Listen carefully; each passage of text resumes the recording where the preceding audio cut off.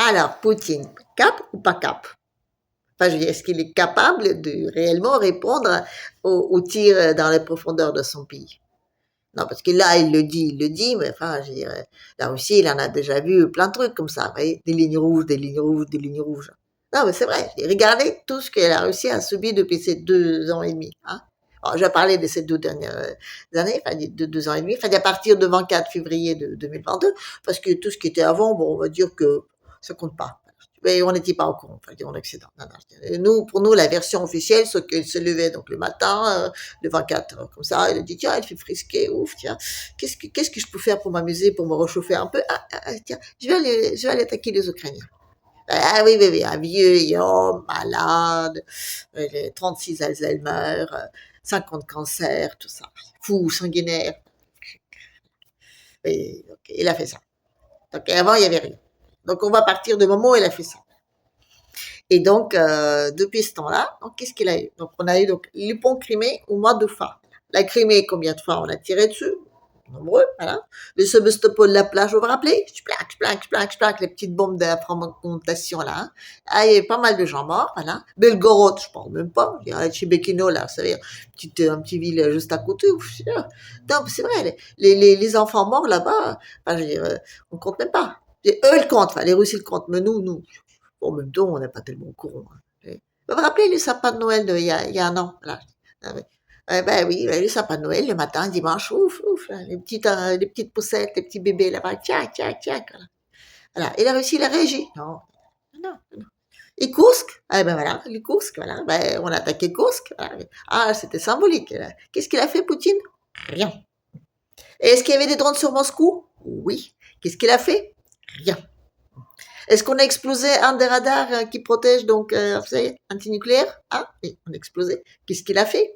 Rien. Est-ce qu'on a provoqué les fausses trucs attaques nucléaires en-dessus de Kaliningrad? Oui. Qu'est-ce qu'il a fait? Rien. Alors pourquoi est-ce qu'il là, il va réagir? Non, c'est vrai, pourquoi? Je sais pas. Bon, après, on peut dire aussi que toutes les lignes rouges que Poupou, donc, enfin, je veux dire, que l'Occident a dépassées, c'est pas lui qui les a dessinées. Ah, c'est l'Occident. L'Occident, ils adorent se faire peur. Il est là depuis le début de la guerre. Il dit, ouais, c'est encore une ligne rouge, c'est la nouvelle rose rouge, c'est la ultime ligne rouge. Il aime bien comme ça, démonter un peu la sauce. Donc, il montait une ligne rouge, et après, il a dépassé gaiement, comme ça, tchac, tchac, tchac. C'est comme les cheveux qui passent des machins, là, comme ça. Voilà, c'était ça. Et la Russie, il a jamais dit que c'était une ligne rouge. En tout cas, jusque-là, ils l'ont pas dit. Si, il y avait donc Medvedev, qui est donc sur le canal Telegram, là, lui, il a promis des bombes nucléaires à tout va, là, pouf, pouf, pouf, pouf, mais bon, ça compte pas vraiment. C'est un peu comme Asselineau, enfin, qui parle, je veux dire, sur les médias Afrique et qu'on considère comme les porte-parole français. Non, non, non, non, non, c'est pas sérieux. Non, non, oublions ça. Là, c'est Poupou qui a parlé.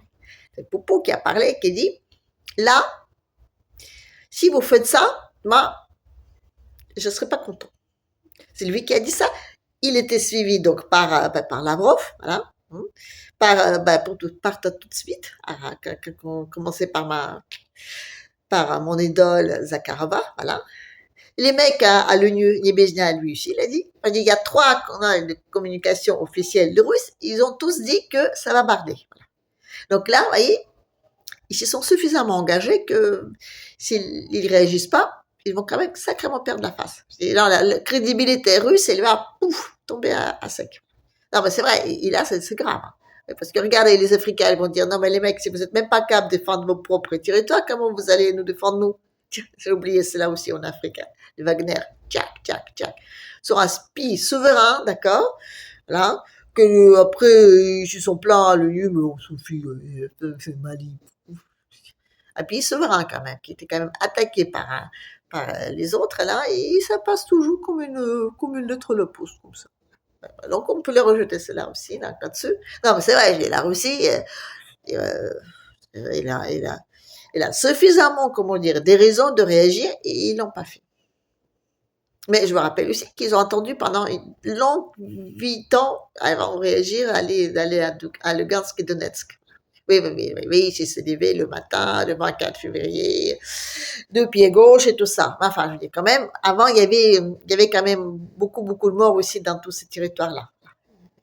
Donc, il a attendu 8 ans. Pourquoi? Peut-être parce qu'il n'était pas prêt. C'est vrai, même techniquement, il n'était pas prêt. Parce que si maintenant, là, il dit qu'il va réagir, peut-être que là, ils sont prêts.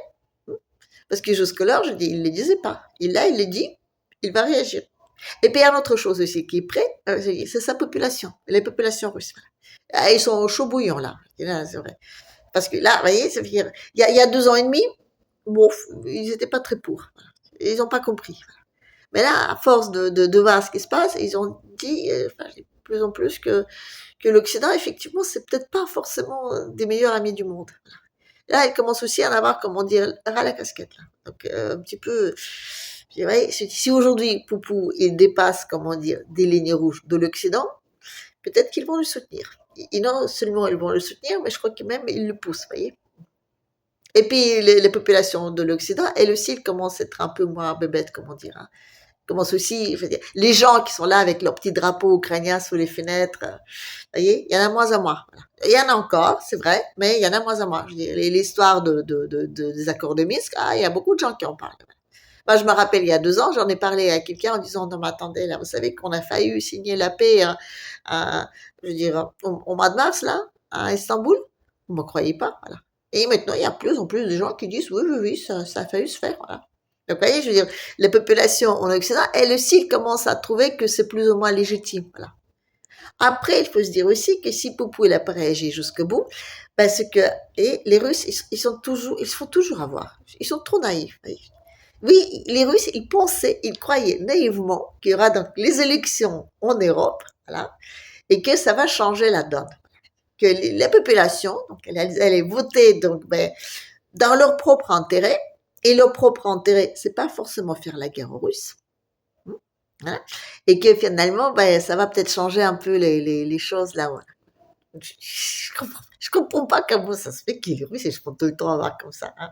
Vous savez qu'il peut pour un jour, on lui a demandé, si un jour, vous pouvez donc avoir la machine à remonter du temps, et si vous voulez retomber 20 ans en arrière et parler à vous plus jeune, vous auriez dit quoi? Et il a dit, fais gaffe et confiance à personne, et surtout pas aux démocratiques.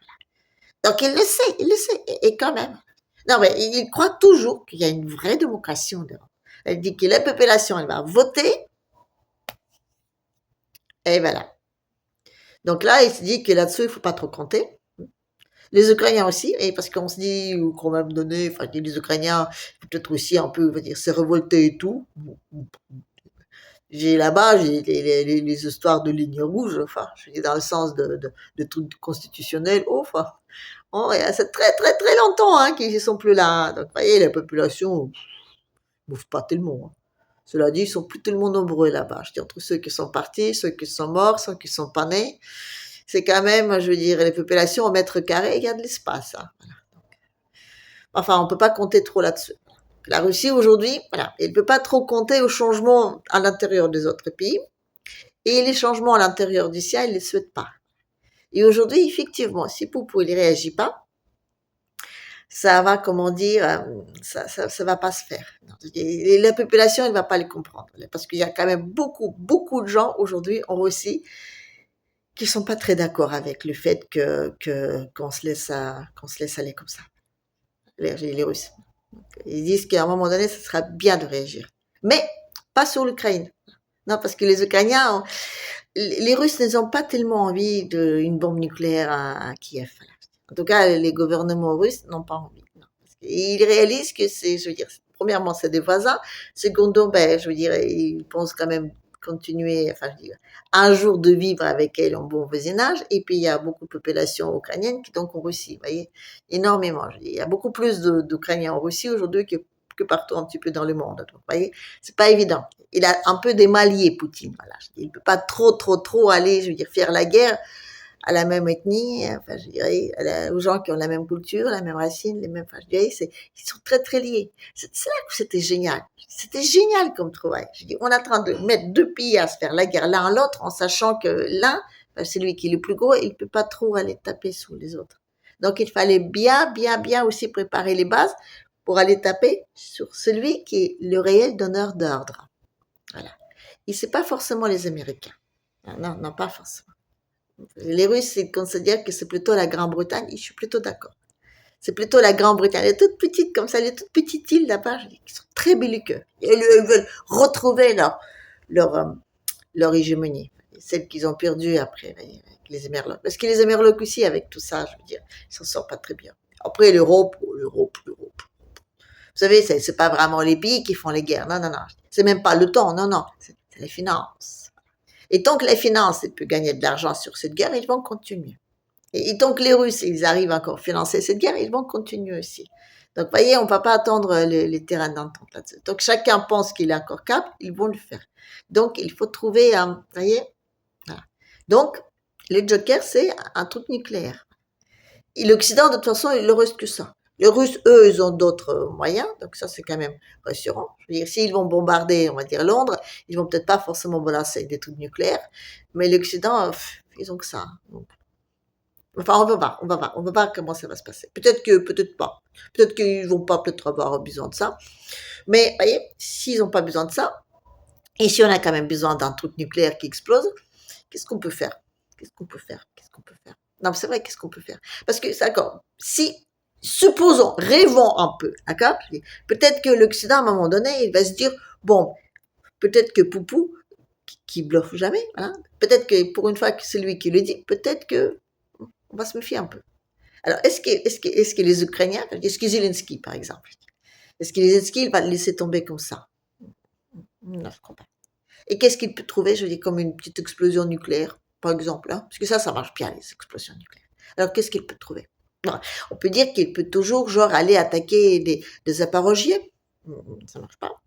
Kursk, la centrale nucléaire là-bas, ça marche pas. Alors, qu'est-ce qu'il peut trouver? Qu'est-ce qu'il peut trouver? Ben, il en a une encore, hein? Il en a une encore de centrale nucléaire à laquelle il peut accéder très facilement et qui ne marche pas. Et qui tu peux l'exploser et ça change rien, hein? Oui. Et puis qui se situe juste à la frontière, hein, à la Biélorussie, et pas loin de Kursk, tiens. Vous savez, c'est hein, Tchernobyl, voilà, ouais, la fameuse, la fameuse. Oui, vous savez, ouais, d'accord, elle ne marche pas, donc elle est désinfectée. Enfin, je dis, à la ronde, on n'a pas droit de mettre des êtres humains dedans, voilà. Oui. Mais là-dedans, vous voyez, parce qu'il y en a encore plein de trucs qui sont pas bons. Donc si il re-explose, ouf, ça va être bien, ça va être bien. Donc aujourd'hui, depuis quelques jours, Zelensky, il a mis là-bas des troupes, des Ukrainiens, voilà. C'est un territoire sur lequel normalement on n'a pas le droit d'y aller, mais là, donc, ils ont envoyé des soldats. Pourquoi? Pour protéger des frontières contre la Biélorussie. Ah oui, parce que les Biélorusses se sont tellement fous à force de manger des pommes de terre, hein, que ils comprennent rien de rien, de rien, de rien, et ils peuvent tout à fait aller attaquer justement là où c'est interdit, voyez, pour aller au Tchernobyl. Alors du coup, Zelensky, il a mis plein de soldats là-bas. Les pauvres mecs, je sais pas dans quel état ils vont rentrer, mais ils sont allés, voilà. Et ils te demandent, mais pourquoi aller protéger une centrale nucléaire? Normalement, je veux dire, il faut être fou pour y aller, quoi, hein. À moins que, on se dit, tiens, et s'il explose encore une fois? Ah, c'est un bon moyen de chantage aussi, hein. Non, c'est vrai, je veux dire, quand on est dans une situation où, comment dire, on se fait trahir par tout le monde, aussi bien par des amis que par des amis, voilà, de tous les bords, à un moment donné, on peut se dire aussi, des situations désespérées, hein, les moyens désespérés aussi, hein. Donc, je veux dire, l'issue désespérée, pareillement. Donc ça, c'est un petit peu embêtant. Ça, c'est un petit peu embêtant, surtout, je veux dire, c'est sur leur territoire, donc c'est pas très simple d'agir. Mais bon, peut-être que ils trouveront une autre solution, hein, j'en sais rien. Mais pour le moment, là, tout ça, c'est pas très joyeux. Et vous voyez, la Russie, aujourd'hui, je crois que il est plutôt cap. De quoi il est cap? Je sais pas, mais ils ont attendu 8 ans, les Russes, pour aller donc attaquer, enfin, l'Ukraine, là, c'est les 24 février. Ils ont attendu longtemps, ils ont négocié longtemps, ils ont tiré longtemps. Ils sont allés au moment où ils étaient prêts. Et Poutine, il a cet avantage-là, quelque part. Il y a l'avantage peut-être pas trop pour l'Occident, mais en tout cas pour les Russes. Il ne va jamais entreprendre quelque chose, comme une action, s'il n'est pas sûr de gagner. Donc, si là, il a dit qu'il allait le faire, c'est qu'il a les moyens de le faire. Et ça, c'est important. Non seulement il est soutenu par sa population, non seulement la population, je veux dire, en Occident, elle est peut-être un tout petit peu moins dupe, voilà, Mais surtout, il doit avoir des moyens pour les faire, des moyens techniques. Et ça, ce serait bien de l'écouter. Mais bon, on verra ce que ça va donner, tout ça. Mais en attendant, si on est encore une fois, je veux dire, en vie fin octobre, c'est bien. Si on a envie encore fin novembre, c'est vraiment ce que il y a le bon Dieu. C'est un miracle. Parce que je veux dire, tous les étoiles sont placées pour, je veux dire, les fins du monde nous pondent vraiment au nez. Mais bon, prions, comment dire. Parce que là, je crois que c'est tout ce qu'il nous reste. Hein. Parce que pour le reste, je crois qu'on a tout ici. Aujourd'hui, c'est le joker de l'Occident, je veux dire, une explosion nucléaire. Et les Russes, ben, ils ont dit qu'ils allaient réagir. Donc, on va voir. Allez. Sur ce, je vous dis à la prochaine.